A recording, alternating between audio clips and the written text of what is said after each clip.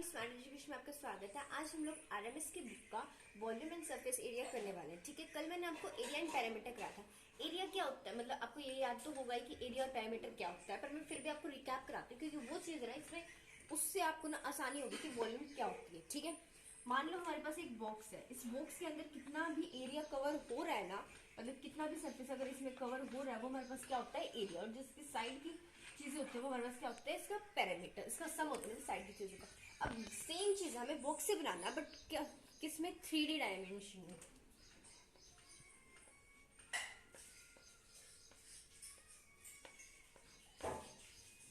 अब हमारे पास ये 3 डायमेंशन में एक ये क्यूब है। इस क्यूब के अंदर जितना भी सरफेस, कोई सरफेस होगा, मतलब मान लो ये जो हमारे पास ये डस्टर है, इस डस्टर ये क्या है, एक 3 डायमेंशन में, 3 डायमेंशन में जितना भी सरफेस में कवर हो रहा है, मतलब कितनी भी चीजें इसमें है ना, वो क्या है, इसकी वॉल्यूम है। ठीक है, अब मैं आपको बताने वाली हूँ वॉल्यूम ऑफ क्यूब क्या होता है। अब हमारे पास क्या है, वॉल्यूम ऑफ क्यूब है। वॉल्यूम ऑफ क्यूब क्या होता है, कैसे निकालते हैं हम लोग। मान लो ये हमारे पास एक ये क्यूब है, एक क्यूब किसमें है, 3D डायमेंशन में, मतलब 3 डायमेंशन में हमने एक क्यूब बना रखा है।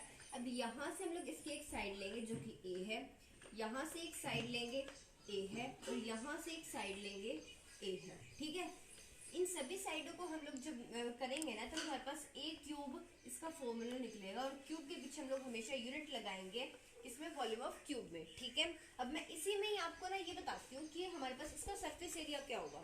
ठीक है, देखो ये हमारे पास कितनी साइड्स हैं, first, second, third, fourth, fifth and sixth.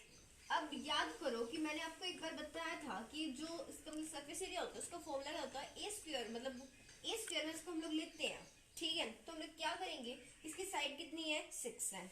पिछले जब हम लोगों ने एरिया निकाला था, किसका, स्क्वायर का निकाला था, तब हम लोग 4 को मल्टीप्लाई करा था ए के स्क्वायर के साथ। अब हम लोग क्या करेंगे, इसके साइड कितनी है, 6 साइड है, तो हम लोग 6 को किससे मल्टीप्लाई करेंगे, ए के स्क्वायर के साथ। ये इसका किसका फॉर्मूला हो जाएगा, सरफेस एरिया ऑफ क्यूब का।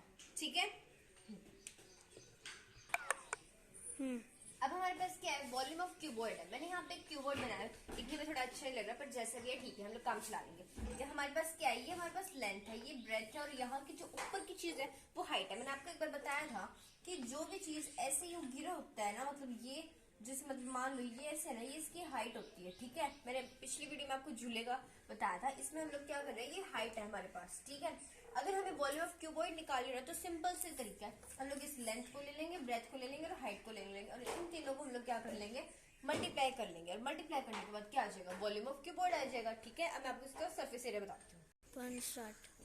अब हमारे पास क्या है, volume of surface area of cuboid का, मतलब क्यूबॉइड का ही है, बट मैंने यहाँ पे लिखा नहीं है। Okay, volume of surface area of cuboid है, मैंने वही वाली डायग्राम ले रखा है। हम लोग इसमें क्या करेंगे, 2 को ना मल्टीप्लाई करेंगे। एक बार हम लोग लेंगे लेंथ को और ब्रेथ को, एक बार हम लोग ले लेंगे ब्रेथ को और हाइट को, एक बार हम लोग ले लेंगे लेंथ को और हाइट को। इन सब चीजों को जब हम लोग प्लस कर देंगे, लेंथ को ब्रेथ के साथ मल्टीप्लाई करना है, ब्रेथ को हाइट के साथ और लेंथ को हाइट के साथ, इन सबको प्लस करने के बाद इसको हम लोग किससे मल्टीप्लाई करेंगे, 2 से करेंगे, तो ये हमारे पास क्या आ जाएगा, whole surface area of cuboid. ठीक है, मैं आपको कुछ ना इंपॉर्टेंट फॉर्मूलेज बताती हूँ जो कि मतलब मोस्टली ना यूज हो जाते हैं। अब हमारे पास क्या है, मैंने कुछ इंपॉर्टेंट फॉर्मूलेज लिखे हैं जो कि मैं आपको बताती हूँ। हमारे पास क्या है, एक area of 4 walls of room, एक जो रूम है वो कितना का होता है, 4, मतलब 4 साइड होती है उसकी, क्यूब की तरह ऐसे। ठीक है, तो हम लोग इसका फॉर्मूला क्या लिखेंगे, 2 इंटू में लेंथ इंटू में ब्रेथ, और यहाँ पे प्लस आएगा, सॉरी प्लस में हाइट। ठीक है, हम लोग क्या करेंगे, जो लेंथ है ना, मतलब नीचे वाली लेंथ और साइड वाली ब्रेथ, इन दोनों को तो करेंगे मल्टीप्लाई। क्यों करेंगे, क्योंकि देखो लेंथ और लेंथ दोनों साइड होती है, मतलब एक रूम है उसमें ऊपर भी लेंथ नीचे भी लेंथ, साइड में भी ब्रेथ साइड में भी ब्रेथ, तो उन दोनों मतलब दो साइड होगी, तो हम लोग दो को क्या करेंगे, 2 को मल्टीप्लाई कर देंगे लेंथ के साथ और ब्रेथ के साथ। और जो हाइट है, हाइट तो एक ही है, तो हाइट को हम लोग क्या कर देंगे, इसके साथ प्लस कर देंगे। ठीक है, ये हमारे पास कौन सा फॉर्मूला है, एरिया ऑफ 4 वॉल्स का। अगला है हमारे पास डायगोनल ऑफ क्यूब। मैंने पिछली वीडियो में आपको बताया था कि डायगोनल होता है, मैं फिर बता देती हूँ।